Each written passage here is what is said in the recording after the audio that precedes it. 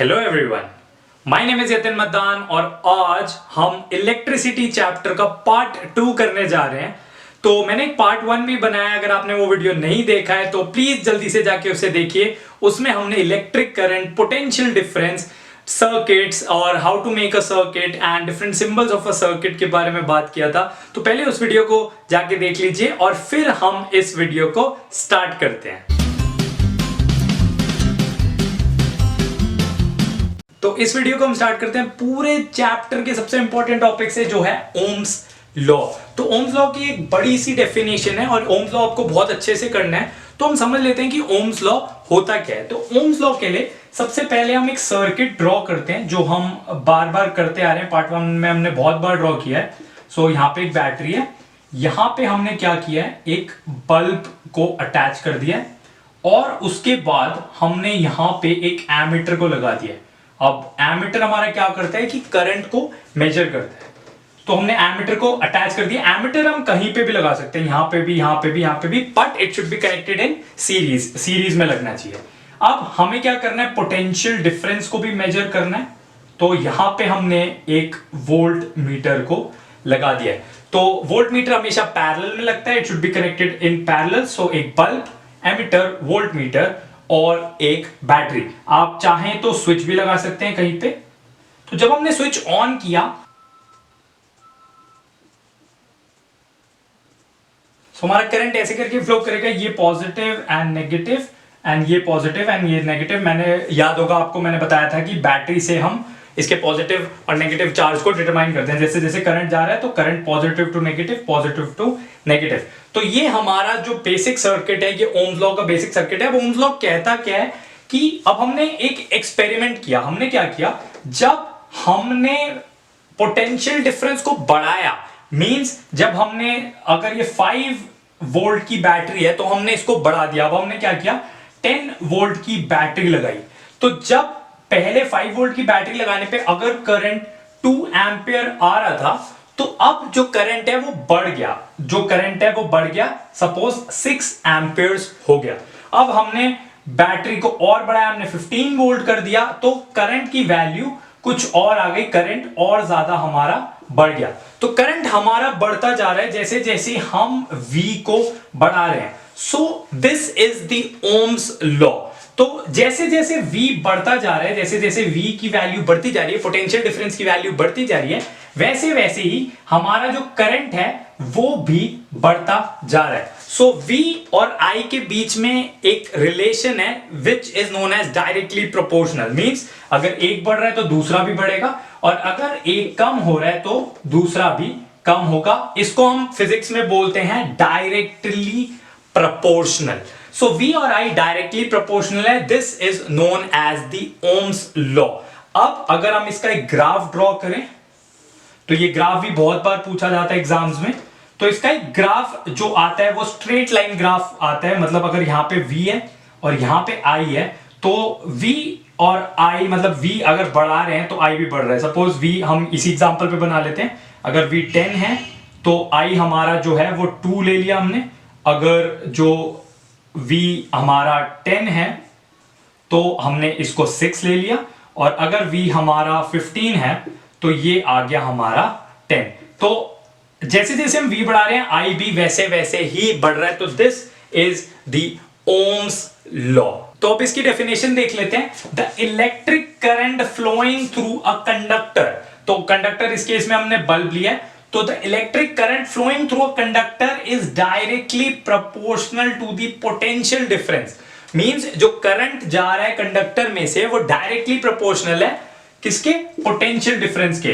तो I और V के बीच में रिलेशन है, जैसे कि मैंने आपको बताया, V और I के बीच में ये रिलेशन है कि V को बढ़ाओगे I बढ़ेगा और V को कम करोगे तो I भी कम होगा, या फिर I को बढ़ाओगे तो V भी बढ़ेगा एंड सिमिलरली I को कम करोगे तो V भी कम होगा। तो इन दोनों के बीच में डायरेक्टली प्रोपोर्शनल का जो रिलेशन है वो है हमारा Ohm's law. So across its ends, if temperature remains constant, means जो पूरा सर्किट है या जैसे जो बल्ब है उसका टेम्परेचर जो है वो ऑलमोस्ट कांस्टेंट रहना चाहिए, तब ये रिलेशन अच्छे से वर्क करेगा। तो इस रिलेशन को अब देख लेते हैं कि ये कैसे, इसको हम मैथमेटिकल फॉर्म में लिखते हैं। ये तो हमने लिख दिया उसको डेफिनेशन फॉर्म में, अब मैथमेटिकल फॉर्म में उसको कैसे लिखते हैं। तो अगर हम इसके मैथमेटिकल फॉर्मूला की बात करें तो इसको ऐसे लिखते हैं V is directly proportional to I। So this is the symbol of directly proportional. So V हमारा होता है पोटेंशियल डिफरेंस और I हमारा होता है करंट। सो ये हमारा ओम्स लॉ का जो डेफिनेशन फॉर्म है उसको मैथमेटिकल फॉर्म में ऐसे लिखते हैं। अब हमें क्या करना है, इस साइन को हटाना है, तो हमें एक फॉर्मूला बनाना है इससे। तो हम क्या करेंगे, जब इस साइन को हटाना होता है तो इक्वल टू हम लगा सकते हैं, बट एक कंडीशन होती है कि हमें एक कांस्टेंट भी लगाना है इसके साथ में। तो इसको हम ऐसे नहीं लिख सकते, हमें इसके साथ कोई एक कांस्टेंट भी लगाना होगा। तो हम इसके साथ जो एक कांस्टेंट लगाते हैं वो है R। So R is a very special term in our chapter electricity. So R is resistance. अब होता क्या है कि कोई भी मटेरियल नहीं चाहता कि उसके अंदर से इलेक्ट्रॉन्स पास करें, नहीं चाहता उसके अंदर से चार्ज फ्लो करे, तो वो कोशिश करता है कि उन चार्जेस को रोका जाए, उस करंट को रोका जाए। सो इस प्रॉपर्टी को हम बोलते हैं रेजिस्टेंस। और ये हर मटेरियल की एक प्रॉपर्टी होती है।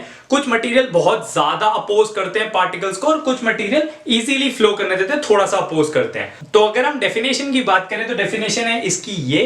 तो क्या कहती है definition? The property of a conductor to resist the flow of charge. Means वो बॉडी नहीं चाहती कि उसके अंदर से चार्ज फ्लो करे। So this is known as resistance. अगर हम इसके फॉर्मूले की बात करें तो V is equal to I R. V is potential difference, I is the current and R is the resistance. तो अगर हम फॉर्मूले को थोड़ा सा रीअरेंज कर दें तो R is equal to V upon I।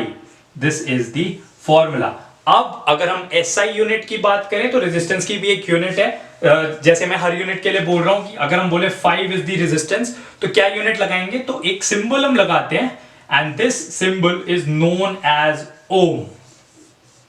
So OHM it is known as ohm. वो कोई मिल गया वाला ओम नहीं, तो this is known as ohm. ये इसकी SI यूनिट है और उसका सिंबल होता है ये। सो अगर हम लिखेंगे R इज इक्वल्स टू 5 ओम, सो आप समझ जाना कि ये रेजिस्टेंस की एक वैल्यू है। तो ओम्स लॉ इसी से डिराइव हुआ है कि ohm actually ohm is a name of a scientist जिसने रेजिस्टेंस के बारे में बताया था और ये एक्सपेरिमेंट को करा था सर्किट बना के और पूरा ग्राफ प्लॉट करा था। तो आपको क्या क्या याद रखना है, आपको definition of the Ohm's law, आपको उसका सर्किट और उस सर्किट से हमने क्या रिलेशन निकाला, V is directly proportional to I, और उसके बाद हमने ये साइन को हटाया, V is equal to I R, उससे रेजिस्टेंस आया एंड रेजिस्टेंस की SI यूनिट। तो ये पूरा का पूरा ओम्स लॉ होता है और ये सबसे ज्यादा इंपॉर्टेंट टॉपिक है पूरे के पूरे चैप्टर में से। तो आई होप कि आपको ये समझ आ गया होगा। तो अभी ओम्स लॉ से हम एक न्यू टर्म का पता लगाया जो है रेजिस्टेंस।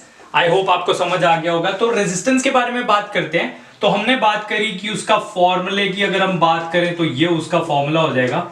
अगर उसकी SI यूनिट की बात करें तो ओम उसकी SI यूनिट है। तो अब रेजिस्टेंस कैसे हम रेजिस्टेंस से देख के पता लगा सकते हैं कि वो मटेरियल कैसा है। तो अगर किसी की बहुत ज्यादा लो रेजिस्टेंस है, लो रेजिस्टेंस का मीन कि वो मटेरियल इजीली करंट को फ्लो होने देता है, तो वो मटेरियल कैसा होगा, तो उस मटेरियल को हम बोलते हैं कंडक्टर। मींस वो इजीली जो करंट को फ्लो होने देता है। तो कंडक्टर कौन से होते हैं हमारे पास, जो मेटल्स होते हैं, mostly all the metals are good conductors. And अगर उसकी हाई रेजिस्टेंस हो, अगर उसकी हाई रेजिस्टेंस हो तो उसको हम बोलते हैं इंसुलेटर्स। सो इंसुलेटर्स हमारे पास कैसे, जैसे वुड, प्लास्टिक, ये सब इंसुलेटर्स हैं, ये सब अलाउ नहीं करते करंट को फ्लो होना। तो ये हमारे पास इंसुलेटर्स और कंडक्टर्स ये रेजिस्टेंस से ऐसे मैटर करते हैं। अब जो हमें मेन टॉपिक पढ़ना है वो है कि रेजिस्टेंस किन किन चीजों पे मैटर करती है। कि किसी भी ऑब्जेक्ट, सपोज हमने एक आयरन का पीस ले लिया इतना बड़ा, तो अब इस आयरन को अगर मैं लंबा कर दूं तो क्या रेजिस्टेंस चेंज हो जाएगी। अगर इस आयरन को मैं फ्लैट कर दूं, इसको दबा के फ्लैट कर दूं, तो क्या रेजिस्टेंस चेंज हो जाएगी। तो इन सब चीजों को मैं देखना है। तो अब हमारे न्यू टॉपिक का नाम है factors on which the resistance depends. तो चलिए देख लेते हैं कौन से ऐसे फैक्टर है जिस पे हमारी रेजिस्टेंस डिपेंड करती है। तो सबसे पहला जो हमारा फैक्टर है वो है resistance is directly proportional to the length. तो अगर हमारे पास कोई वायर है या कोई कंडक्टर है, suppose this is a wire, और अब हम अगर इस वायर की लेंथ बढ़ा दें तो उसकी रेजिस्टेंस भी बढ़ जाएगी। मींस अगर हम उस वायर को और लंबा कर दें तो वो और ज्यादा अपोज करेगा चार्जेस का फ्लो ना, वो नहीं चाहेगा कि करंट उसमें से फ्लो करे। तो resistance is directly proportional to the length. तो फर्स्ट फैक्टर जो हमारे पास निकल के आया वो हुआ हमारा लेंथ। सो लेंथ बढ़ाने या कम करने से रेजिस्टेंस पे फर्क पड़ेगा, और अगर हम लेंथ को बढ़ाएंगे तो रेजिस्टेंस भी बढ़ेगा, लेंथ को कम करेंगे तो रेजिस्टेंस भी कम होगा। जो दूसरा फैक्टर हमारे पास निकल के आता है वो है एरिया। अब एरिया पे कैसे डिपेंड करता है? So resistance is inversely proportional to area.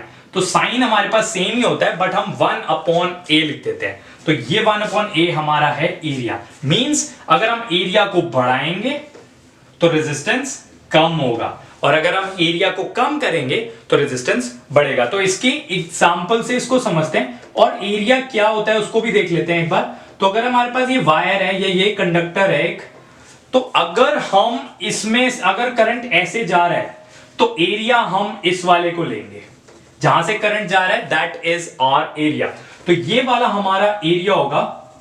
तो अगर हम इस एरिया को और ज्यादा बढ़ा दें, तो अगर हम इस एरिया को बढ़ा दें, ऐसे कर दें, तो हमारा जो रेजिस्टेंस है वो कम हो जाएगा। हमने एरिया को बढ़ा दिया, पहले से बहुत ज्यादा एरिया बढ़ चुका है, तो हमारा करंट अब इजीली फ्लो करने लग जाएगा। और अगर हम इस एरिया को कम कर दें, अगर हम इस एरिया को ऐसे छोटा सा वायर ले लें, तो ये अगर हमारे पास वायर है और ये हमारे पास एरिया है, तो जो करंट है वो बहुत मुश्किल से फ्लो करेगा। तो इनके बीच में एक इनवर्सली रिलेशन होता है। तो लेंथ के साथ डायरेक्टली प्रोपोर्शनल, एरिया के साथ इनवर्सली प्रोपोर्शनल। अब थर्ड जो हमारा है, तो थर्ड के लिए हम क्या करेंगे, इसको हम कंबाइन कर देंगे। कंबाइन कैसे करेंगे? तो आर के साथ, लेंथ के साथ तो हमारा डायरेक्टली का रिलेशन है, एरिया के साथ हमारा इनवर्सली का रिलेशन है। तो ये कंबाइन करके हमारे पास ऐसा आया। अब मैंने आपको बताया अगर हमें इस साइन को हटाना हो तो हम क्या करेंगे, तो फोर्थ स्टेप हम लिख लेते हैं। तो हम क्या करेंगे, और इज इक्वल टू, साइन हट गया, तो मैंने आपको बताया था कांस्टेंट लाना पड़ेगा। तो जो हम कांस्टेंट लाए उसको हम ऐसे बनाते हैं, तो मैं यहां पे बना देता हूं बड़ा सा थोड़ा। तो ऐसे बनाते हैं उसको, बुक्स में किसी किसी बुक्स में ऐसे भी बना होता है, तो आप कैसे भी बना सकते हैं। तो इसको हम बोलते हैं रो, RHO, रो। और इस जो क्वांटिटी है उसका नाम है रेजिस्टिविटी। तो रेजिस्टेंस से मिलता हुआ नाम है, तो इस कांस्टेंट को हम बोलते हैं रेजिस्टिविटी।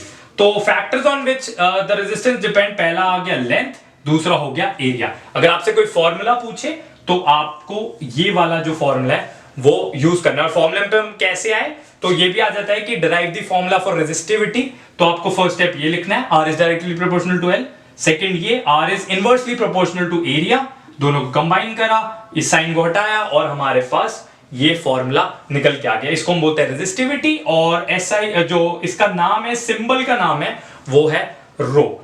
अब बात करते हैं इसकी SI यूनिट की। SI यूनिट, तो SI यूनिट इसकी है रो मीटर्स, सॉरी ओम मीटर्स। तो इसकी जो यूनिट है वो है ओम मीटर। रेजिस्टेंस की यूनिट थी हमारे पास ओम, और रेजिस्टिविटी की है हमारे पास ओम मीटर्स। तो ये था हमारा, इससे हमारे पास एक न्यू टर्म आई रेजिस्टिविटी। तो उसको थोड़ा सा अब अंडरस्टैंड करते हैं कि वो है क्या।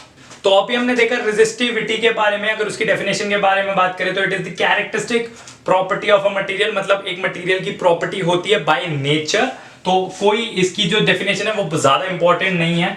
तो अब अगर हम इसके फॉर्मूले के बारे में बात करें तो हमने देखा कि जो फॉर्मूला बन के आता है वो R is equal to rho L upon A। तो अगर हम इस फॉर्मूले को थोड़ा सा चेंज करें, A को इधर लेके जाएं, L को नीचे लेके जाएं, तो क्या आ जाएगा, AR upon L is equal to rho. तो ये हमारे पास फॉर्मूला बन के आ जाएगा। तो this is the resistance, this is the area upon में length। तो this is the formula for resistivity।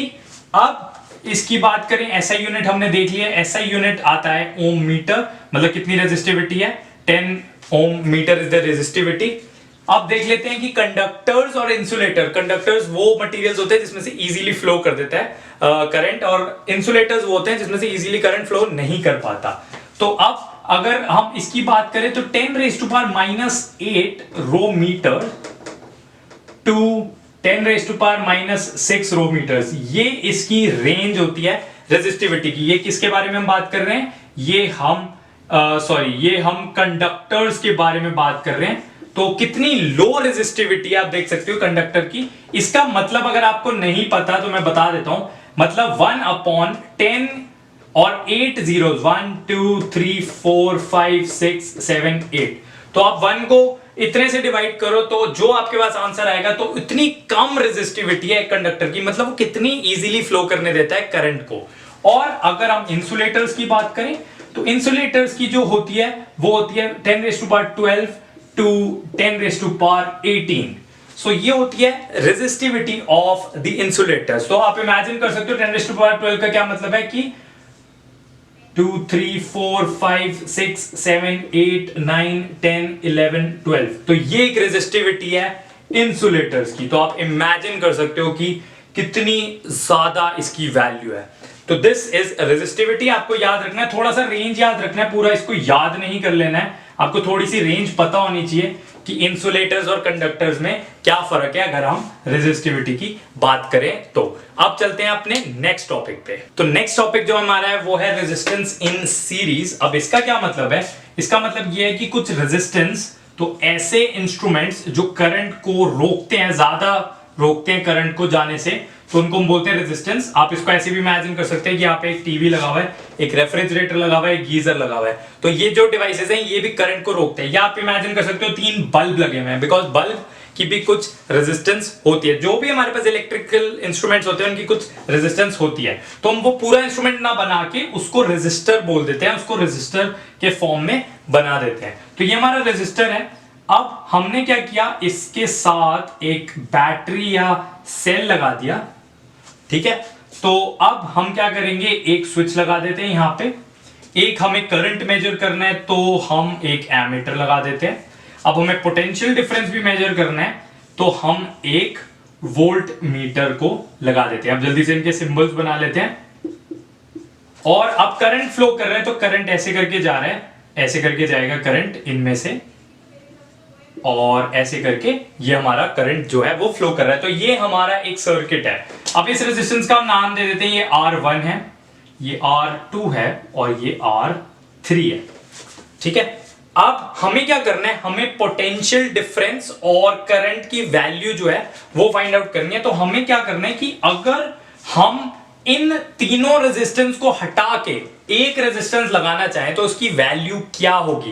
क्या हम इनको डायरेक्टली प्लस कर दें? सपोज ये 2 है, ये 5 है और ये 10 है, तो क्या हम इनको 17 लिख दें, डायरेक्ट प्लस कर दें, या कोई और फॉर्मूला होता है? तो हम एक्चुअली उसका फॉर्मूला जानने की कोशिश कर रहे हैं और ये बहुत इंपॉर्टेंट है। बार बार सीबीएसई में पूछता है कि find the formula for resistance in series. तो आपको पूरा निकाल के दिखाना होता है। और कैसे करेंगे हम? सिंपल, सबसे पहले हम लगाएंगे ओम्स लॉ। हमें पता है ओम्स लॉ तो होगा ही ट्रू। तो V is equal to IR हमारा ओम्स लॉ है, अभी हमने पढ़ा था इसके बारे में। अब इसमें से भी वही ओम्स लॉ फॉलो हो रहा होगा, इसमें से भी वही ओम्स लॉ फॉलो हो रहा होगा, और इसमें से भी वही फॉलो हो रहा होगा। तो V जो है वो V पूरे के पूरे सर्किट का V है, कि पूरे सर्किट का कितना पोटेंशियल डिफरेंस है।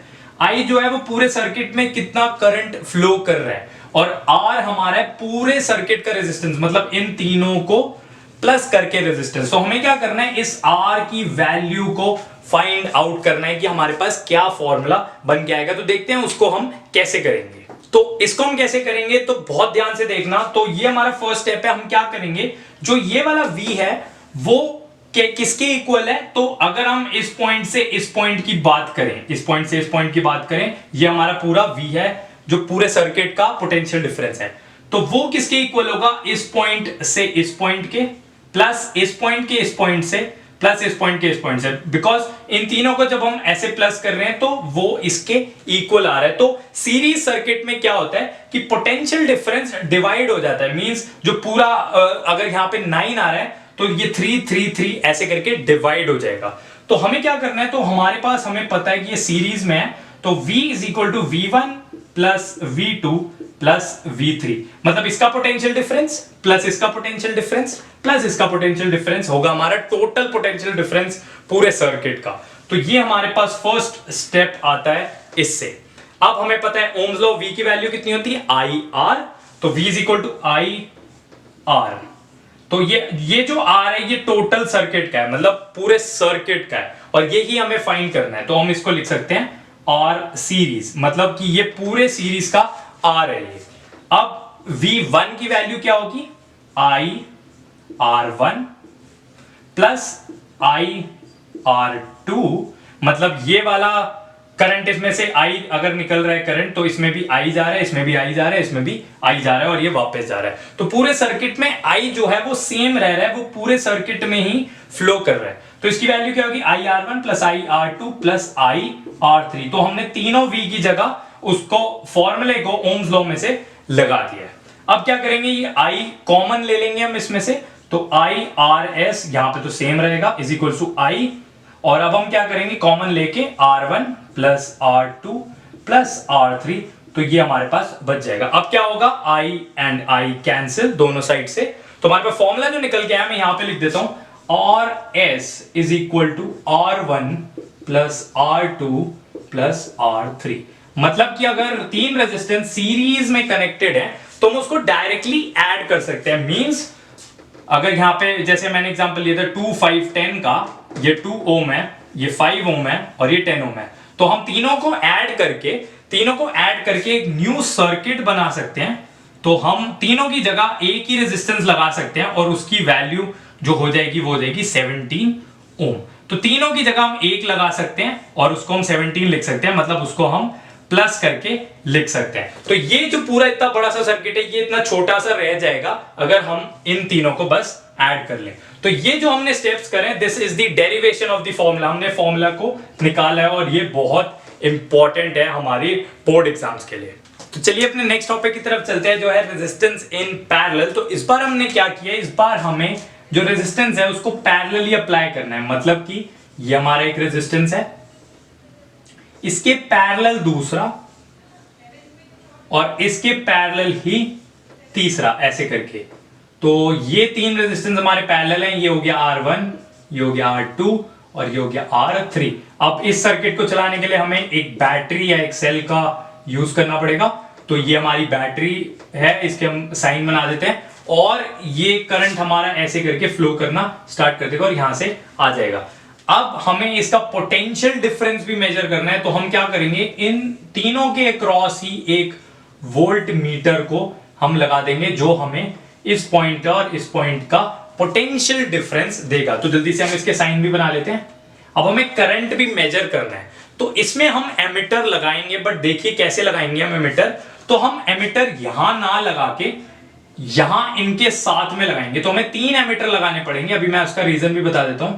तो यहां पे हम एक एमिटर लगाएंगे, इसके साथ हम दूसरा एमिटर लगाएंगे और इसके साथ हम तीसरा एमिटर लगाएंगे। तो हम 3 एमिटर हमें लगाने पड़ेंगे, हम सिर्फ एक एमिटर नहीं लगा सकते, क्योंकि हो क्या रहा है, अब यहां से करंट निकलना स्टार्ट हुआ, ये है आई, ठीक है। तो ये जाके ये ध्यान से देखो, यहां पे 3 पार्ट्स में करंट हमारा डिवाइड हो जाता है। तो 3 पार्ट्स में हमारा करंट अगर डिवाइड हो रहा है तो ये वाला करंट अलग होगा, ये वाला अलग होगा और ये वाला अलग होगा। 3 इक्वल पार्ट्स में डिवाइड नहीं होगा। अगर ये तीनों रेजिस्टेंस अलग हैं तो वो अलग अलग डिवाइड होगा। तो यहां पे अलग करंट जा रहा है, यहां पे अलग जा रहा है और यहां पे अलग जा रहा है। तो इस करंट का हम नाम दे देते हैं I1, इस करंट को हम बोल देते हैं I2 और इस करंट को हम बोल देते हैं I3। तो ये डिवाइड होके जाएगा और I1 इसमें से जाएगा, I2 इसमें से, I3 इसमें से, तीनों अगेन यहां पे जाके कंबाइन होके फिर ये दोबारा से आई बना के ये वापस आ जाएगा। तो करंट हमारा डिवाइड हो रहा है। तो अगर हम यहां पे एमिटर लगाएंगे तो वो हमें टोटल करंट देगा, और अगर हम इसके साथ लगाएंगे तो वो करंट हमें इनमें से जाता हुआ देगा। तो आप जो मेजर करना चाहते हो वहां पे आपको एमिटर को लगाना है। अब देखते हैं इसका फॉर्मूला कैसे बनेगा। तो हमें पता लग गया कि करंट डिवाइड हो रहा है और करंट फिर बैक ज्वाइन हो रहा है। तो इससे हमें क्या पता लगता है कि टोटल करंट है जो वो किसके इक्वल है, I1 plus I2 plus I3। तो इतना हमें तो पता लग गया कि करंट हमारा इन तीनों के इक्वल है। अब हम अगेन अपना ओम्स लॉ लगा देते हैं। तो ओम्स लॉ क्या होता है, V is equal to IR। अगर हम I के टर्म्स में लगाएं तो I is equal to V upon R। तो ये हमारा ओम्स लॉ हमें यहां पे लगाना है। तो I is equal to V upon R, मतलब V अपॉन R। तो तो ये जो अपना आर है ये टोटल सर्किट का आर है, इन तीनों को मिला के आर है, तो हमें ये ही चाहिए। तो मैं आर पी इसलिए लिख रहा हूं क्योंकि पैरेलल में लगे हुए हैं तीनों। अब I1 क्या होगा, V अपॉन आर, ठीक है। तो R किसका R, I1 किस में से जा रहा है, R1 में से जा रहा है, तो हम क्या लगा देंगे R1 plus V upon R। अब ये किस में से जा रहा है, 2 में से, तो R2 plus V upon R, ये किस में से जा रहा है, थर्ड में से, R3। अब आप लोग बोलोगे कि V1 V2 V3 क्यों नहीं लिखा, क्योंकि जो पूरा V है वो भी देखो इस पॉइंट से इस पॉइंट तक है, और जो इसके लिए V है वो भी इस पॉइंट से इस पॉइंट तक है, इसके लिए V इस पॉइंट से इस पॉइंट तक है, इसके लिए R3 के लिए भी इस पॉइंट से इस पॉइंट तक है। तो V पैरेलल सर्किट में V सेम रहता है और जो करंट है वो डिवाइड होता है। लेकिन अगर हम सीरीज की बात करें, सीरीज सर्किट की, जो इससे पहले हमने किया था, उसमें V डिवाइड हो जाता है, V डिवाइड हो जाता है। तो मैं इसको लिख देता हूं एक बार, V डिवाइड, और करंट जो है, करंट के लिए हम I बनाते हैं, करंट जो हमारा रहता है वो सेम रहता है। और अगर हम पैरेलल की बात करें, जो अभी हम कर रहे हैं, पैरेलल में जो V है हमारा वो सेम रहता है और करंट जो है हमारा वो डिवाइड हो जाता है। तो ये आपको याद नहीं रखना है, जैसे कि मैं हमेशा बोलता हूं, मैंने आपको इसका लॉजिक समझा दिया है, आपको दिख रहा है कि करंट डिवाइड हो रहा है, तो आपको इसको याद रखने की जरूरत नहीं है। वहां में दिख रहा था कि पोटेंशियल डिफरेंस है जो वो डिवाइड हो रहा है। तो इसके बाद अब चलते हैं इससे आगे। अब हम क्या करेंगे, V को ले लेंगे कॉमन, तो ये आ जाएगा V upon R P is equal to V, यहां से ले लिया हमने कॉमन, और ये आ जाएगा 1 upon R1 plus 1 upon R2 plus 1 upon R3। तो V से V कैंसिल, और यहां से हमारा न्यू जो फॉर्मूला है वो आ जाएगा, उसको मैं यहां लिख रहा हूं 1 upon RP is equal to 1 upon R1 plus 1 upon R2 plus 1 upon R3। तो ये हमारा डेरिवेशन करके आंसर हमारा आ गया। तो अगर हमें इन तीनों रेजिस्टेंस को ऐड करना है तो हम डायरेक्टली ऐड नहीं करेंगे, हम इस फॉर्मूले में डालेंगे। तो भी मैं आपको एग्जांपल के साथ भी दिखा देता हूं कि कैसे ये फॉर्मूला यूज करना है। तो वैसे मैं क्वेश्चंस के लिए अलग वीडियो बनाऊंगा, बट एक छोटा सा हम डिस्कस कर लेते हैं। तो आरपी, अगर ये तीन रेजिस्टेंस 2, 5, 10 अगर पैरेलली लगे हुए हैं जैसे कि आप देख रहे हो, तो क्या रेजिस्टेंस होगा इन तीनों का, तो कैसे निकालेंगे। तो हमने अभी फॉर्मूले के बारे में पढ़ा, 1 upon R P is equal to 1 upon R1 plus 1 upon R2 plus 1 upon R3। तो ये हमने पढ़ा। अब हम इसकी वैल्यूज इसमें इंसर्ट कर देते हैं। तो 1 अपॉन आर पी तो हमें फाइंड आउट करना है, तो 1 upon 2 plus 1 upon 5 plus 1 upon 10, sorry 1 upon 10। तो अब आप इसको सॉल्व कर सकते हो। तो कैसे सॉल्व करोगे, तो 10 आ जाएगा यहाँ पे, तो 5 प्लस 2 प्लस 1। आई होप इसमें किसी को कोई प्रॉब्लम नहीं होगी। सो ये हो जाएगा 1 अपॉन आर पी। तो ये कितना आ जाएगा, सो ये आ जाएगा हमारे पास 1 upon R P is equal to 8 upon 10। अब आर पी की वैल्यू फाइंड आउट करनी है तो हम इन दोनों को फ्लिप कर सकते हैं। So R P upon 1 is equal to 10 upon में 8, तो 1 आरपी अपॉन 1 को हम आरपी ही लिख सकते हैं। सो आरपी जो आ गया हमारा वो आया हमारा 5 अपॉन 4। तो आप इसको पॉइंट्स में भी सिंप्लीफाई कर सकते हो। तो ऐसे हम आरपी फाइंड आउट करते हैं रेजिस्टेंस इन पैरेलल। इसका मतलब क्या है कि अगर मैं एक सर्किट ड्रॉ करूं और उसमें सिर्फ एक ही रेजिस्टेंस लगाऊं ऐसे करके, तो वो जो सर्किट होगा, जैसे मैंने ये वाला सर्किट एक ड्रॉ करा, तो ये वाला जो सर्किट है और इसमें रेजिस्टेंस है 5/4 ओम्स की, तो ये वाला जो सर्किट है वो इस वाले सर्किट के इक्वल है। तो हमने क्या करा, एक रेजिस्टेंस ऐसा लगा दिया जो 5/4 उसकी वैल्यू, तो इन दोनों जो सर्किट्स हैं वो दोनों इक्वल हैं, इसीलिए हमें इस सर्किट को सिंप्लीफाई करके ये बना सकते हैं। तो ये था हमारा पार्ट 2 ऑफ इलेक्ट्रिसिटी। आज हमने ओम्स लॉ के बारे में पढ़ा, हमने रेजिस्टेंस को देखा, हमने देखा the factors on which the resistance depends, और हमने रेजिस्टेंस को सीरीज और पैरेलल में लगा के क्या फर्क आता है, क्या उनके फॉर्मूलाज होते हैं वो पढ़ा। हमने उसके साथ रेजिस्टिविटी को भी देखा। तो ये था हमारा पार्ट 2, और अगले वीडियो में हम इस चैप्टर को कंप्लीट कर देंगे। तो आई होप आपको मजा आ रहा है ये सीरीज देखने में, और आपके जो कंसेप्ट्स हैं वो क्लियर हो रहे हैं और आप अच्छे से प्रिपेयर कर रहे हो। तो इसी के साथ मिलते हैं आपको नेक्स्ट पार्ट में। So goodbye everyone.